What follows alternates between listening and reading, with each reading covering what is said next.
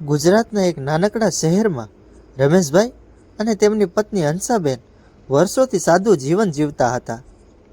રમેશભાઈની નાની કરિયાણાની દુકાન હતી અને હંસાબેન ઘર સંભાળતી હતી. બંને આખી જિંદગી પોતાના એકમાત્ર દીકરા વિવેક માટે મહેનત કરી હતી. વિવેક ભણવામાં સામાન્ય હતો, પરંતુ માતા પિતાને તેના પર ખૂબ વિશ્વાસ હતો. તેમનું એક જ સપનું હતું કે દીકરાનું લગ્ન સારી છોકરી સાથે થાય અને પછી દીકરો વહુ બંને સુખીથી જીવન જીવે. થોડા સમય પછી વિવેકના લગ્ન નિશા નામની એક સુંદર અને ભણેલી છોકરી સાથે થયા. શરૂઆતના દિવસોમાં નિશા ખૂબ જ સંસ્કારી અને પ્રેમાળ વહુ તરીકે વર્તતી હતી. તે સાસુને દવા આપતી, સસરા માટે ચા બનાવતી અને ઘરના દરેક કામમાં મદદ કરતી. હંસાબેન તો પાડોશમાં ગર્વથી કહેતી કે ભગવાને એમને દીકરીના રૂપમાં વહુ આપી છે, પરંતુ કોઈને ખબર નહોતી કે આ ખુશી કેટલા દિવસની મહેમાન હતી. લગ્નના લગભગ 6 મહિના પછી નિશાએ એક દિવસ વિવેકને કહ્યું કે જો આપણે કેનેડા જઈએ તો આપણું જીવન ખૂબ સારું થઈ શકે. ત્યાં સારી નોકરી મળશે, કમાણી વધારે થશે અને થોડા વર્ષોમાં ઘર પણ ખરીદી શકીશું. વિવેકને શરૂઆતમાં ડર લાગ્યો, કારણ કે વિદેશ જવા માટે ઘણો ખર્ચ થવાનો હતો, પરંતુ નિશાએ તેને સમજાવ્યું કે આ તક વારંવાર નહીં મળે. થોડા દિવસ પછી નિશાએ પોતાના એક ઓળખીતાના માધ્યમથી કેનેડામાં નોકરી અને વિઝાની પ્રક્રિયા વાત શરૂ કરી.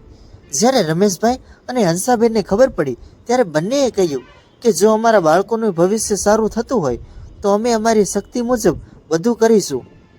રમેશભાઈએ પોતાની દુકાનના વર્ષોના બચતમાં પૈસા કાઢ્યા. હંસાબેને પોતાના લગ્નના થોડા જૂના દાગીના વેચી નાખ્યા અને વિવેકે પણ પોતાની બચત આપી. આમ કરીને તેમણે લાખો રૂપિયા ભેગા કર્યા. રમેશભાઈ વારંવાર કહેતા કે પૈસા ફરી કમાઈ લઈશું, પરંતુ બાળકોનું ભવિષ્ય પાછું નથી મળતું.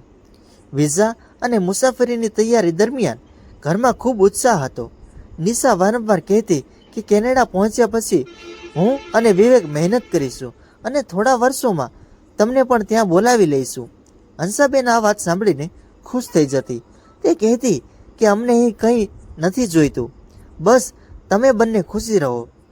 આખરે તે દિવસ આવ્યો જ્યારે વિવેક અને નિશા કેનેડા જવા નીકળ્યા. એરપોર્ટ પર હંસાબેન દીકરાને ગળે લગાવીને રડવા લાગી. રમેશભાઈ વિવેકના ખભા પર હાથ રાખીને કહ્યું કે બેટા, પૈસા માટે નહીં, માણસાઈ માટે જીવજે. વિવેકે વચન આપ્યું કે પપ્પા, હું તમને ક્યારેય નિરાશ નહીં કરું. નિશાએ પણ સાસુના પગે હાથ મૂકીને કહ્યું કે મમ્મી, તમે ચિંતા ન કરતા, હું વિવેકનું હંમેશા ધ્યાન રાખીશ. એ શબ્દો સાંભળીને હંસાબેનની આંખોમાં ખુશીના આંસુ આવી ગયા. કેનેડા પહોંચ્યા પછી શરૂઆતના 2 મહિના બધું સારું ચાલ્યું. વિવેકને કંપનીમાં સામાન્ય નોકરી મળી ગઈ અને નિશા પણ કામ શોધવા લાગી. બંને નિયમિત રીતે માતા પિતાને ફોન કરતા. હંસાબેન દરરોજ વહુ સાથે વાત કરતી અને પૂછતી કે જમ્યું કે નહીં, ઠંડી વધારે તો નથી ને. નિશા પણ પ્રેમથી વાત કરતી. પરંતુ ધીમે ધીમે પરિસ્થિતિ બદલાવા લાગી. નિશા હવે ફોન પર ટૂંકી વાત કરતી, ક્યારેક કહેતી કે હું વ્યસ્ત છું અને ક્યારેક કહેતી કે પછી વાત કરીશ. હંસાબેનને લાગ્યું કે વિદેશમાં જીવન મુશ્કેલ હશે, એટલે વહુ થાકી જતી હશે. રમેશભાઈ પણ કહેતા કે તેમને સમય આપો, નવા દેશમાં સ્થિર થવામાં સમય લાગે. એક દિવસ વિવેકનો ફોન આવ્યો અને તેણે કહ્યું કે તેની નોકરીમાં મુશ્કેલી આવી છે. કંપનીમાં કામ ઓછું હોવાથી તેને થોડા સમય માટે પગાર ઓછો મળશે. રમેશભાઈએ તરત કહ્યું કે તું ચિંતા ન કર, જરૂર પડે તો અમે પૈસા મોકલીશું. પરંતુ નિશાએ પાછળથી વિવેકને કહ્યું કે હવે વારંવાર માતા પિતા પાસેથી પૈસા લેવાનું બંધ કરવું જોઈએ. વિવેકે કહ્યું કે તેઓ પોતાના મનથી મદદ કરે છે. નિશા બોલી કે તમને શું ખબર કે અહીં કેટલો ખર્ચ છે. આ વાત ધીમે ધીમે ઝઘડામાં ફેરવાઈ ગઈ. ત્યારથી વિવેક જ્યારે પણ માતા પિતા સાથે વાત કરતો ત્યારે નિશા તેની બાજુમાં રહેતી અને ઘણી વાતો સાંભળતી. થોડા મહિના પછી નિશાએ હંસાબેનને ફોન કરીને કહ્યું કે મમ્મી, અહીં ઘર લેવા માટે થોડા પૈસાની જરૂર છે. જો તમે મદદ કરી શકો તો વિવેકનું ભવિષ્ય સુરક્ષિત થઈ જશે. હંસાબેને તરત રમેશભાઈને કહ્યું. રમેશભાઈએ પોતાની દુકાનના નામે લીધેલી થોડી લોનમાંથી પૈસા કાઢીને દીકરાને મોકલ્યા. તેમણે વિચાર્યું કે એકવાર બાળકોનું પોતાનું ઘર થઈ જશે પછી બધું સરળ બની જશે. પરંતુ એ પછી પણ પૈસાની માંગ અટકી નહીં. ક્યારેક કાર માટે, ક્યારેક દસ્તાવેજો માટે અને ક્યારેક ઘર બદલવાના ખર્ચ માટે. રમેશભાઈ દરેક વખતે કોઈને કોઈ રીતે પૈસા મોકલતા રહ્યા. તેમને લાગતું હતું કે તેઓ પોતાના બાળકો માટે કરી રહ્યા છે. એક સાંજે હંસાબેનને વિવેકનો ફોન આવ્યો. વિવેકનો અવાજ ખૂબ ઉદાસ હતો. તેણે કહ્યું, મમ્મી, તમે મને માફ કરજો, હું તમને એક વાત કહેવા માંગુ છું. હંસાબેન ગભરાઈ ગઈ. તેણે પૂછ્યું કે શું થયું? વિવેક થોડા સમય ચૂપ રહ્યો અને પછી કહ્યું કે નિશા હવે મારી સાથે રહેવા માંગતી નથી. હંસાબેનના હાથમાંથી ફોન છૂટી ગયો. તેણે કહ્યું કે આ શું બોલે છે? લગ્નને તો હજી થોડા જ વર્ષ થયા છે. વિવેકે કહ્યું કે નિશા કહે છે કે હું તેની પ્રગતિમાં અવરોધ છું. તે હવે પોતાની રીતે જીવન જીવવા માંગે છે. હંસાબેનને વિશ્વાસ ન આવ્યો. જે વહુએ એરપોર્ટ પર પગે હાથ મૂકીને વચન આપ્યું હતું, એ જ વહુ હવે દીકરાને છોડી દેવાની વાત કરી રહી હતી. રમેશભાઈ વિવેકને સમજાવ્યું કે ગુસ્સામાં કોઈ નિર્ણય ન લે, થોડા દિવસ રાહ જો. પરંતુ બીજા જ દિવસે નિશાએ વિવેકને એક કાગળ આપ્યો અને કહ્યું કે તે અલગ થવા માગે છે. વિવેક તૂટી ગયો. તેણે કહ્યું કે મેં તારા માટે બધું કર્યું. મારા માતા પિતાએ તારા માટે પોતાની બચત ખર્ચી, તો આજે તું મને આવી રીતે કેવી રીતે છોડી શકે? નિશાએ ઠંડા અવાજમાં જવાબ આપ્યો કે એ તેમની મરજી હતી. મેં તેમને પૈસા આપવાનું કહ્યું નહોતું. વિવેક પાસે કોઈ જવાબ નહોતો. પરંતુ અહીંથી કહાનીમાં સૌથી મોટું રહસ્ય શરૂ થયું. હંસાબેનને નિશાની એક જૂની વાત યાદ આવી. લગ્ન પહેલાં નિશાએ એક વખત કહ્યું હતું કે તેનું સપનું કેનેડામાં સ્થાયી થવાનું છે. ત્યારે હંસાબેને એ વાતને સામાન્ય માનેલી. હવે તેને લાગ્યું કે કદાચ લગ્ન પણ એ સપનાનો એક ભાગ હતા. પરંતુ માત્ર શંકાના આધારે તે પોતાના દીકરાની જિંદગીનો નિર્ણય લઈ શકે તેમ નહોતી. થોડા દિવસ પછી વિવેકને ખબર પડી કે નિશાએ કેનેડામાં એક અલગ બેંક એકાઉન્ટ ખોલ્યું હતું અને છેલ્લા 1 વર્ષ દરમિયાન ભારતમાંથી મોકલવામાં આવેલા મોટાભાગના પૈસા તે એકાઉન્ટમાં ગયા હતા. ઘર માટે મોકલેલા પૈસાનો મોટો ભાગ ઘર પર ખર્ચાયો જ નહોતો. વિવેકે નિશાને પૂછ્યું કે આ પૈસા ક્યાં ગયા? નિશા ગુસ્સે થઈને બોલી કે તને મારા બેંક એકાઉન્ટ વિશે પૂછવાનો અધિકાર નથી. આ વાતથી વિવેક મોટો આઘાત લાગ્યો. તેણે કહ્યું કે આ પૈસા મારા માતા પિતાએ અમારી મદદ માટે મોકલ્યા હતા. નિશાએ કહ્યું કે હવે આ બધું મારું છે. વિવેકે આખી વાત રમેશભાઈને કહી. રમેશભાઈ લાંબા સમય સુધી ચૂપ રહ્યા. તેમની આંખો સામે પોતાની દુકાન વેચવાની વાત, હંસાબેનના દાગીના વેચવાની વાત અને વર્ષોથી બચત યાદ આવી ગઈ. તેમણે ધીમેથી કહ્યું કે બેટા, અમને પૈસાનું દુઃખ નથી. દુઃખ એ વાતનું છે કે જેને અમે દીકરી માની તેને કદાચ અમારો ઉપયોગ કર્યો. હંસાબેન રડવા લાગી અને બોલી કે મેં તો એને વહુ નહીં, દીકરી માની હતી. પરંતુ રમેશભાઈએ દીકરાને એક વાત કહી, તું હિંમત ન હાર, આપણે સત્ય શોધીશું.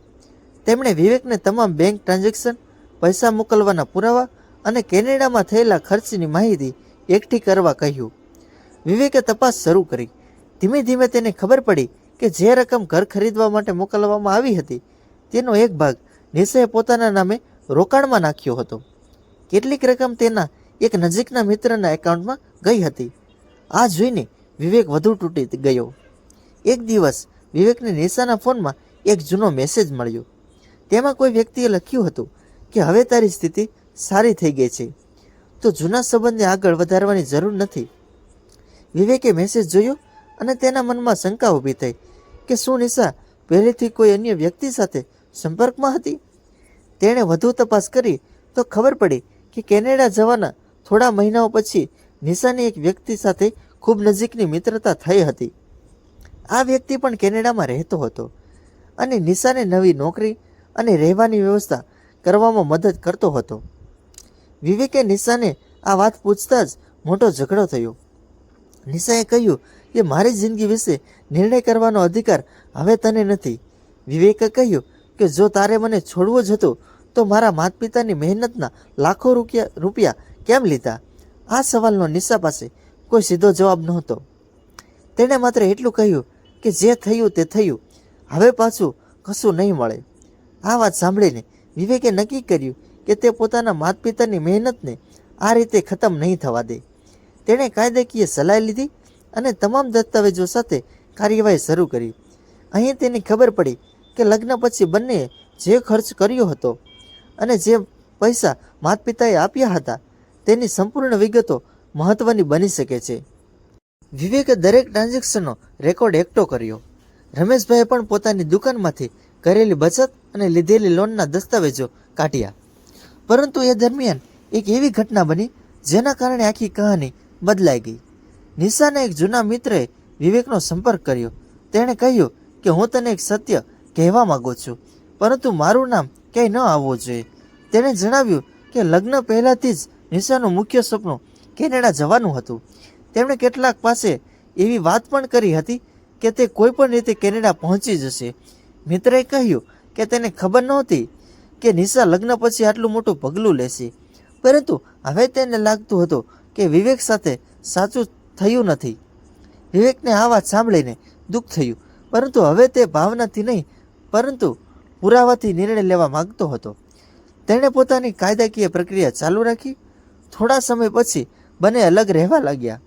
નિશાને સમજાયું કે વિવેક હવે પહેલાંની જેમ ચૂપ રહીને બધું સહન નહીં કરે. અંતે બંને વચ્ચે કાયદાકીય સમજૂતી થઈ અને નાણાકીય બાબતો અંગે પણ પ્રક્રિયા શરૂ થઈ. વર્ષો પછી વિવેક ભારત આવ્યો. તેના માતા પિતા એરપોર્ટ પર તેને લેવા આવ્યા. વિવેકે માતાને ગળે લગાવીને કહ્યું કે મમ્મી, હું હારી ગયો નથી, માત્ર એક પાઠ શીખ્યો છું. હંસાબેન રડીને બોલી કે બેટા, તું પાછો આવી ગયો એ જ અમારા માટે સૌથી મોટી વાત છે. રમેશભાઈએ કહ્યું કે અમે તારા માટે પૈસા ગુમાવ્યા હશે, પરંતુ જો આ ઘટનાથી જો જીવનમાં સાચા અને ખોટા માણસ વચ્ચેનો તફાવત શીખી ગયો હોય તો આ નુકસાન પણ એક દિવસ નાનું લાગશે. થોડા સમય પછી વિવેકે પોતાના શહેરમાં નવો વ્યવસાય શરૂ કર્યો. આ વખતે તેણે પોતાના માતા પિતાને કહ્યું કે હવે હું તમને કોઈ સપનું અધૂરું નહીં રહેવા દઉં. હંસાબેન હસીને બોલી કે અમારું સપનું તો તું જ છે. પૈસા, વિદેશ અને મોટી જિંદગી કરતાં અમને તારો સાથ જોઈએ છે. આ આખી ઘટના પરિવાર માટે એક મોટો પાઠ બની. તેમણે સમજ્યું કે વિદેશ જવું ખરાબ નથી અને દરેક વિદેશ ગયેલી વહુ દગો આપે એવું પણ નથી, પરંતુ કોઈ પણ સંબંધ માત્ર પૈસા, વિઝા અથવા સુખી ભવિષ્યના સપના પર નહીં પરંતુ વિશ્વાસ અને સચ્ચાઈ પર ઊભો રહે છે. રમેશભાઈએ દીકરાને લાખો રૂપિયા આપ્યા કારણ કે તેને લાગ્યું હતું કે તેઓ પોતાના બાળકોનું ભવિષ્ય બનાવી રહ્યા છે, પરંતુ અંતે તેમને સમજાયું કે સંતાનોને પૈસા આપતા પહેલાં તેમણે જીવનના સાચા નિર્ણય લેવાની સમજ આપવી વધારે જરૂરી છે. મિત્રો, આ વાર્તા આપણને એક વાત ચોક્કસ શીખવે છે કે કોઈ સંબંધમાં પૈસા કરતાં વિશ્વાસ મોટો હોય છે. માતા પિતા પોતાના બાળકો માટે જીવનભરની કમાણી ખર્ચી શકે છે, પરંતુ જો સામેનો માણસ માત્ર પોતાના સ્વાર્થ માટે સંબંધનો ઉપયોગ કરે તો પૈસા તો પાછા મળી શકે, પરંતુ તૂટેલો વિશ્વાસ પાછો મેળવવો ખૂબ મુશ્કેલ હોય છે. એટલે લગ્ન હોય કે વિદેશ જવાનું સપનું, કોઈ પણ મોટો નિર્ણય માત્ર દેખાવ કે મીઠી વાતો સાંભળીને ન લેવો જોઈએ. માણસના શબ્દો કરતાં તેની સચ્ચાઈ અને વર્તનને ઓળખવું વધારે જરૂરી છે. જો તમને હૃદયસ્પર્શી અને સસ્પેન્સભરી ગુજરાતી વાર્તા ગમી હોય તો વિડીયોને લાઈક કરો, તમારા મિત્રો અને પરિવાર સાથે શેર કરો અને આવી જ નવી ગુજરાતી વાર્તાઓ માટે જય સોનલમાં ચેનલને સબસ્ક્રાઈબ કરવાનું ભૂલશો નહીં. યાદ રાખજો, પૈસા ગુમાવવાથી માણસ ફરી ઊભો થઈ શકે છે, પરંતુ વિશ્વાસ ગુમાવ્યા પછી સંબંધ ફરી ઊભો કરવો ખૂબ મુશ્કેલ હોય છે.